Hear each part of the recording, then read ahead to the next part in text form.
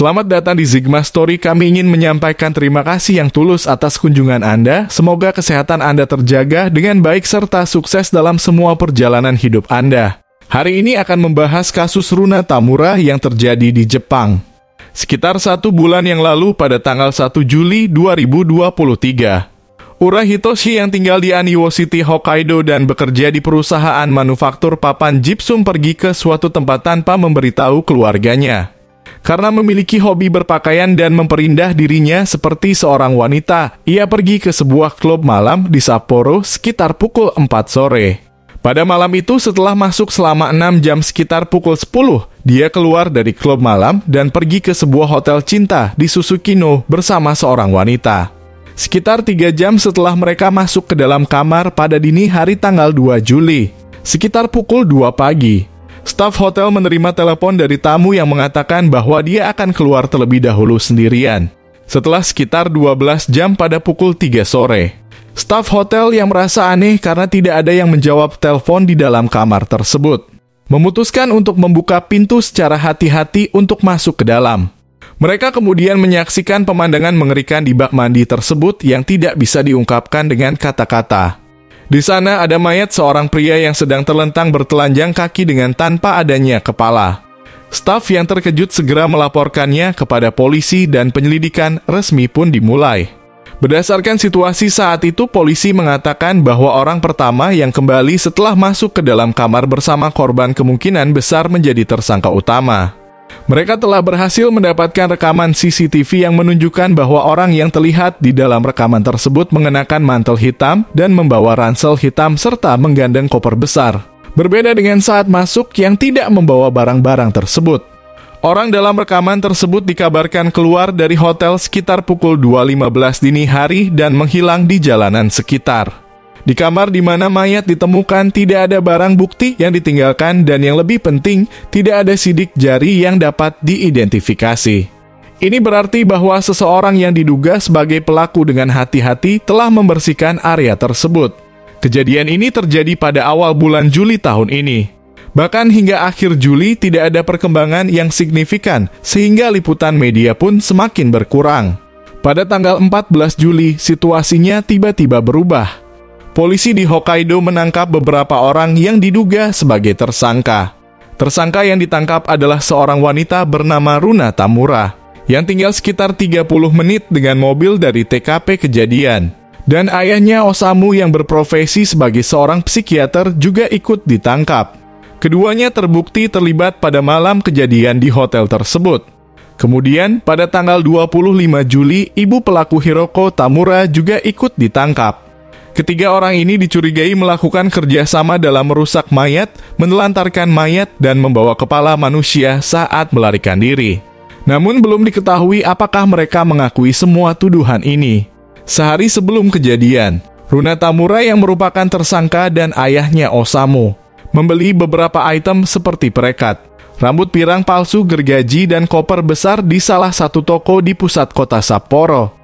Kemudian, setelah Runa Tamura meninggalkan hotel, ayahnya menjemputnya dengan mobil. CCTV berhasil merekam hal ini yang menjadi petunjuk penting bagi polisi. Penyelidikan di rumah mereka selesai pada tanggal 1 Agustus dengan banyak bukti yang ditemukan selama proses penyelidikan. Pertama, pakaian pria yang dikenakan oleh Ura Hitoshi yang tewas ditemukan di rumah mereka bersama dengan barang miliknya. Selain itu, potongan kepala korban juga ditemukan di dalam kamar mandi. Kondisi kepala dalam keadaan telah membusuk cukup lama karena kondisi kamar mandi yang lembab dan tanpa AC, tapi akhirnya polisi berhasil mengidentifikasi korban. Ada berbagai pendapat tentang mengapa mereka membawa kepala tersebut, tapi tampaknya terbagi menjadi 2 pendapat utama. Pertama, pengambilan kepala dilakukan untuk menghambat identifikasi korban dan pencarian tersangka. Kedua, diduga ada dendam mendalam terhadap korban, jadi mereka membawa kepala sebagai bukti piala kemenangan. Polisi saat ini sedang menyelidiki kasus ini termasuk peran setiap anggota keluarga dalam melakukan pembunuhan dan motif langsung mereka berdasarkan bukti objektif yang ada. Dari uraian di atas, kami akan memperkenalkan sedikit demi sedikit bagian terkait kasus yang melibatkan masing-masing individu. Pada malam tanggal 1 Juli, wanita bernama Runa Tamura yang diduga menjadi pelaku pergi ke hotel bersama korban Ura Hitoshi, kemudian menggorok lehernya sebelum membawanya pulang ke rumah. Sejak kecil, ia diketahui telah mengalami penyakit epilepsi yang menghalanginya untuk melanjutkan sekolah ke jenjang yang lebih tinggi. Menurut kesaksian masa kecilnya, ia memiliki gangguan mental yang parah dan sering marah jika sesuatu tidak berjalan sesuai keinginannya. Pada waktu ia berada di kelas 5, ketika Runa mengenakan gaun yang terlihat mahal dan saat teman sebayanya menggoda pakaiannya, ia mengancam dengan cutter bahwa dia akan menikam leher orang tersebut jika dia terlalu banyak berbicara tentangnya. Setelah kejadian ini, banyak sekali rumor yang muncul dan sebaiknya jangan langsung untuk mempercayainya, melainkan dipertimbangkan sebagai salah satu kemungkinan. Sebagai contoh, jika benar bahwa ia menderita gangguan mental yang parah, tidak sepenuhnya tidak mungkin baginya untuk memotong leher korban sendiri di dalam kamar mandi hotel. Tapi tetap saja ini masih sedikit tidak logis. Menurut kakeknya, ia sangat membenci pria dan memiliki ketidakpercayaan yang kuat terhadap orang lain selain keluarganya. Maka ada satu pertanyaan yang muncul di sini, jika dia sangat membenci pria, mengapa dia mau pergi dengan pria yang berusia 60 tahun? Jawabannya adalah karena dia memiliki orientasi seksualnya sendiri. Seperti yang telah saya sebutkan sebelumnya, korban dalam kasus ini, Ura Hitoshi, memiliki kegemaran yang agak aneh untuk berpakaian seperti wanita. Menurut seorang kenalannya, dia mengatakan kepada temannya bahwa dia bukan seorang transgender maupun seorang gay.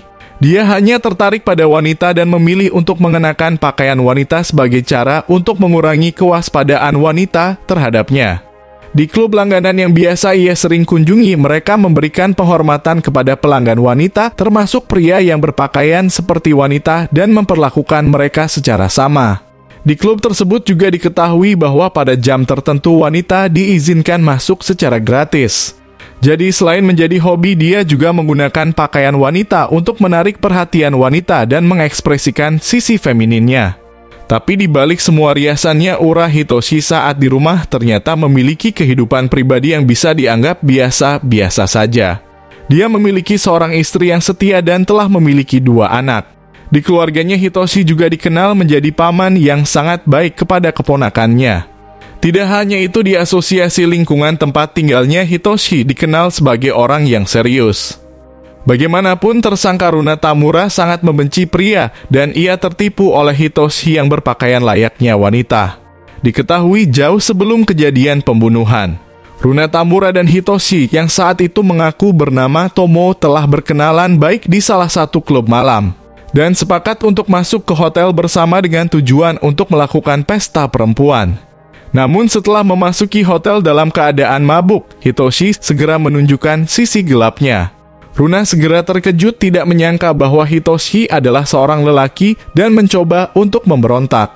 Hanya saja Runa tidak berdaya karena pengaruh alkohol dan tenaga Hitoshi lebih besar. Pada akhirnya kejadian pemerkosaan yang mengerikan itu pun terjadi dan tidak berhenti sampai di situ. Dengan kejam, Hitoshi mengancam Runa agar tidak melaporkannya ke polisi karena dia akan menyebarkan video di mana ia telah merekam adegan pemerkosaan tersebut. Setelah apa yang terjadi pada dirinya, Runa melaporkan pada kedua orang tuanya tentang apa yang dialaminya. Keluarganya segera marah dan menemui Hitoshi untuk menyelesaikan masalah ini dan mengancam akan melaporkan tindakannya ke polisi. Sedangkan karena ayahnya seorang dokter, dia tidak mau masalah ini menjadi lebih besar yang akan mempengaruhi reputasinya. Mendengar ancaman itu, Hitoshi berjanji bahwa dia tidak akan melakukannya lagi dan tidak akan muncul dalam kehidupan Runa Tamura. Hanya saja, entah bagaimana setelah waktu lama berlalu, Hitoshi tampaknya melanggar janji tersebut. Namun karena ini adalah pernyataan sebagai ibu dari pelaku kejahatan dalam kasus ini, perlu dipertimbangkan dengan hati-hati. Nama pria ini adalah Osamu Tamura. Meskipun dia tidak ditangkap secara langsung oleh CCTV, tampaknya dia telah membantu putrinya melarikan diri dari tempat kejadian dengan menggunakan mobil. Dia adalah seorang pria yang bekerja sebagai dokter jiwa di sebuah rumah sakit di Sapporo. Menurut rekan kerjanya, dia sering membicarakan putrinya di rumah sakit dan sangat mencintainya. Dia juga dikenal sebagai dokter yang disukai karena kepribadiannya yang hangat dan ramah di antara rekan-rekannya. Sebenarnya sebelum menjadi psikiater dia adalah seorang dokter bedah, tetapi sepertinya melihat darah tidak sesuai dengan sifatnya. Bahkan dia pernah pingsan saat melakukan operasi karena melihat darah. Meskipun dia tidak bisa membantu karena darah adalah kelemahannya. Spekulasi muncul karena dia memiliki pengalaman sebagai ahli bedah. Dia bisa memberitahu Runa cara memotong leher korbannya. Di sisi lain, ibunya dikatakan sebagai wanita yang suka warna hijau dan dikenal sebagai wanita yang bersahabat dengan penduduk setempat serta memiliki hubungan yang relatif baik dengan mereka. Meskipun keluarga ini terlihat bahagia dari luar sebelum kejadian ini terjadi, mereka dikatakan berubah hanya dalam waktu 1 bulan setelah kejadian tersebut. Rumah mereka menjadi kotor seperti tempat pembuangan sampah dan keluarganya tampak tidak terlihat tinggal di dalam rumah. Menurut acara berita lokal sebelum penangkapan, ayah pelaku sudah tidak tinggal di rumahnya melainkan di kafe miliknya. Tetangganya juga mengatakan bahwa dia kadang parkir mobil di depan rumah dan makan siang di dalam mobil. Hal ini disebabkan karena Hitoshi sebelumnya dikabarkan telah menerobos masuk ke dalam rumah keluarga tersebut yang membuat dirinya merasa perlu untuk melindungi putrinya.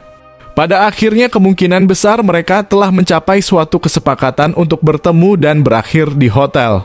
Hanya saja Ura Hitoshi tidak mengetahui bahwa Runa sudah bersiap untuk membunuhnya. Berdasarkan laporan dan kesaksian yang ada, terlihat jelas bahwa Runa Tamura menderita gangguan jiwa. Menurut hukum Jepang, jika pelaku kejahatan seperti Runa Tamura terbukti mengalami gangguan jiwa, ia tidak akan bertanggung jawab atas pembunuhan tersebut dengan alasan kegilaan. Sebagai gantinya, pelaku hanya akan diawasi di rumah sakit jiwa dan dapat dibebaskan beberapa tahun kemudian setelah kondisinya membaik. Kejahatan ini melibatkan seluruh keluarga, termasuk orang tua dan anak perempuan, namun pelaku utamanya adalah Runa Tamura. Ayahnya, Osamu Tamura yang seorang psikiater, adalah orang yang menjemputnya, sedangkan ibunya, Hiroko Tamura, dianggap sebagai kaki tangan karena mengetahui segalanya. Permasalahannya terletak pada fakta bahwa Osamu Tamura mengetahui tentang gangguan mental yang dialami oleh putrinya, Runa Tamura. Saya kira mereka bertaruh bahwa putri mereka yang sakit jiwa akan dibebaskan dari hukum pidana jika ia adalah pelakunya. Dikatakan bahwa kejahatan tersebut direncanakan dengan hati-hati, seperti membeli koper dan gergaji bersama putrinya terlebih dahulu, namun sang ayah, Osamu Tamura, mungkin telah merencanakannya berdasarkan kondisi mental putrinya.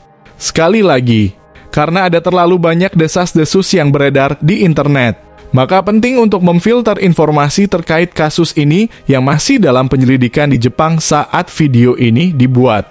Itulah kisahnya, terima kasih telah menonton.